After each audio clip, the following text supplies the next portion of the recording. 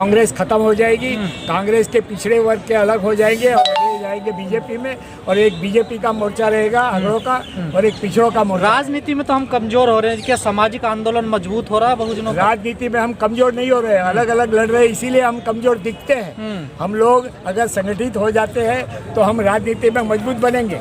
मोदी जी आज तक दोनों बार प्रधानमंत्री बने मगर 31% वोट से बने हैं, 69% वोट तो उनके अगेंस्ट में है। ये 69% वोट अगर एक होता है तो कभी भी मनुवादी पार्टियां इस देश में शासक नहीं बन सकती। बहुजन पार्टियां जितनी भी हैं वो आज कल किसी भी कहीं भी सत्ता में नहीं है। अगर एक स्टालिन की पार्टी को छोड़ दिया जाए तो आखिर क्या वजह है, ये क्यों नहीं सत्ता में आ पा रही? देखिए, आपने छोड़ दिए जाए बताया, स्टालिन की पार्टी छोड़ दिया नहीं जाए, स्टालिन की पार्टी ने करके दिखाया है। वही मतलब कि एक ब्राह्मणों को उनका रास्ता दिखा दिया है। तो अब उसकी हिम्मत देख करके तमाम नेता एक हो जाएंगे और मनुवादियों को चैलेंज करेंगे। ये जरूर कांशीराम साहब ने 2020 के बाद होने वाला ये कहा था और आज मोदी जी वही काम कर रहा है। हर पिछड़े वो नेता के पीछे वो पिछवाड़े पे मारता है। तो जब अत्याचार बढ़ता है ना, एक भेड़ बकरी जाती है, अगर उसके ऊपर अत्याचार, बार बार मनुवाद कहते हैं, मनुवाद कौन है? मनुवाद क्या है? देखिए, मनुवाद एक विचारधारा है, जैसे अम्बेडकरवाद है, गांधीवाद है, वैसे मनुवाद है।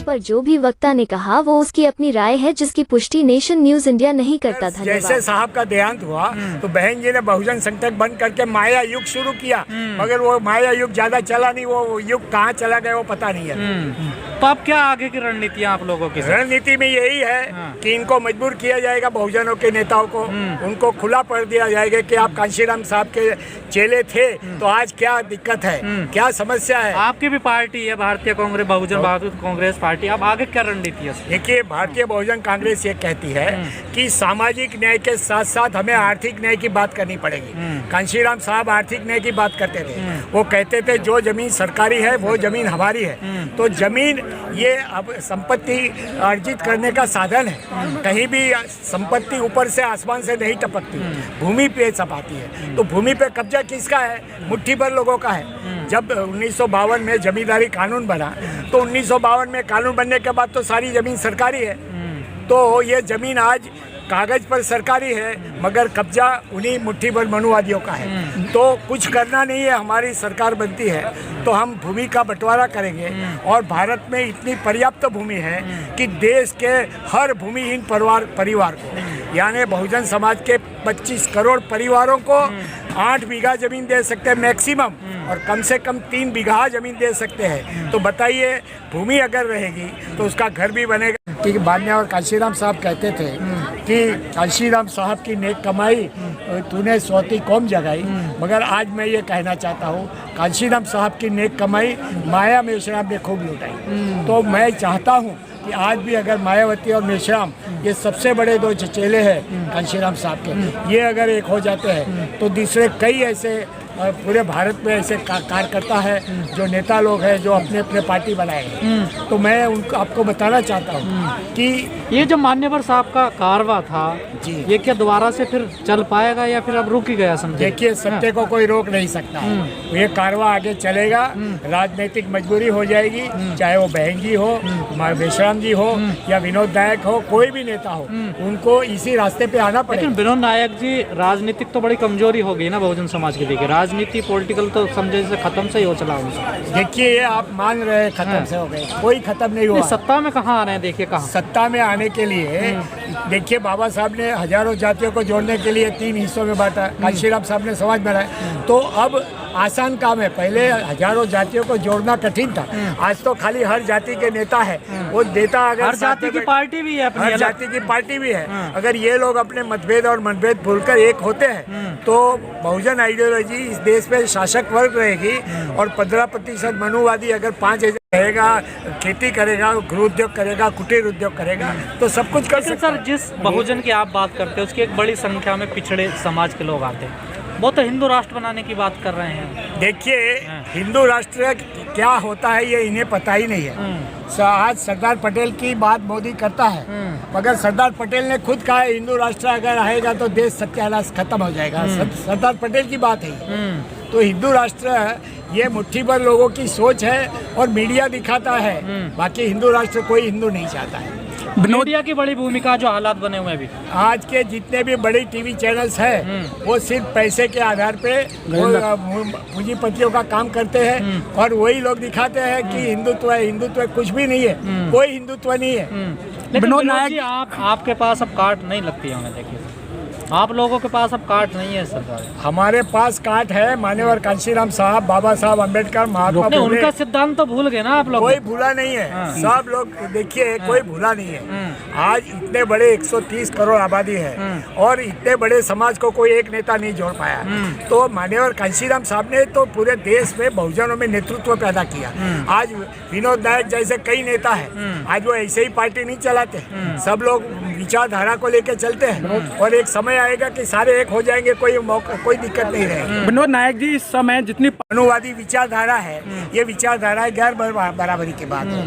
हिंदुत्व करते मगर हिंदू समाज समझता नहीं हिंदुत्व क्या है। हिंदुत्व का मतलब ब्राह्मण, क्षत्रिय, वैश्य, शूद्र, ये जो समाज व्यवस्था है, ये व्यवस्था अगर खड़ी रहती है तो यथास्थित है और अगर ये समान हो जाती है तो परिवर्तन है। तो हम लोग सामाजिक परिवर्तन। मोहन भागवत कह रहे हैं कि देश से जातियां खत्म होनी चाहिए। मोहन भागवत बोलता कुछ है और करता कुछ है। मनुवादी बोलता है, वो करता नहीं है, और हमें जो करना है वो बोलना नहीं है। आने वाले समय में तमाम बहुजन के नेता मजबूरी भी होगी, एक हो जाएंगे और इस देश में शासक बनेंगे। विनोद जी, आपको नहीं लगता मोदी जी ने जो आप लोग जातीय की राजनीति करते थे, जाति की, वो खत्म करके अब धर्म की राजनीति शुरू होगी देश में? देखिए, धर्म की राजनीति शुरू नहीं हुई है। ये बड़ूवादी मीडिया जितना भी है वो सारे के सारे पूंजीपतियों के इशारे पे चलते हैं और वो उनका दिखा रहे हैं। इसलिए हमारा सोशल मीडिया है वो इतना पॉपुलर नहीं है, या तो लोग इतने देख नहीं पाते। बाकी हमारी ही ताकत है, उनकी कोई ताकत नहीं है 15 की। हम लोग फूंक मारे तो उड़ जाएंगे। सर, आप लोग मीडिया पे आरोप लगाते हैं, आप लोगों ने अपना मीडिया क्यों नहीं खड़ा करा? देखिए, बाबा साहब भी न्यूज़पेपर चलाते थे, पेरियार साहब भी चलाते थे अपना मीडिया, मान्यवर साहब ने भी चलाया अपना मीडिया, हमारे तमाम महापुरुषों ने तो चलाया है मीडिया। देखिए, मान्यवर साहब ने बहुजन संगठन चलाया था। मान्यवर साहब ने बहुजन संगठन चलाया था। महाराष्ट्र में बहुजन नायक भी चलता था। साल राज कर सकते हैं तो हम 25,000 साल राज करेंगे, ये मेरा दावा है। आप बहुजनों की सरकार की बात करते हैं, मोदी जी भी तो पिछड़ा ही है, देखिए ना। देखिए, मोदी जी पिछड़ा जरूर है मगर वो आरएसएस का कठपुतली है। कठपुतली अपने हिसाब से नहीं चलती है, ऊपर से उंगली जैसे हिलती है वैसा वो काम करता है। आज तक मोदी जी ने 8 साल शासन हुआ, कभी भी डायरेक्ट प्रेस वार्ता नहीं किया कि उसको कोई सवाल पूछे। वो आरएसएस जो बताती है, जो उसका आदेश होता है, जो लिख कर देती है, वही मोदी बोलता है। इसलिए मोदी जी पिछड़े का नेता है ऐसा नहीं है, वो एक राजस्थान में दलितों पर लगातार अत्याचार हो रहे हैं। कांग्रेस के नेता प्रियंका राहुल दूसरे स्टेटों में न्याय दिलाने चले जाते हैं, पर राजस्थान में न्याय नहीं दिलाते हैं दलितों को, आखिर क्या वजह है? जबकि कांग्रेस की सरकार है। चाहे कांग्रेस हो या भाजपा हो, मान्यवर कांशीराम साहब कहते थे एक सांपनाथ एक नागनाथ है। तो ये सांपनाथ और नागनाथ का मकसद तो बहुजन समाज को कुचल के रखना है, चाहे कांग्रेस की सरकार हो या भाजपा की।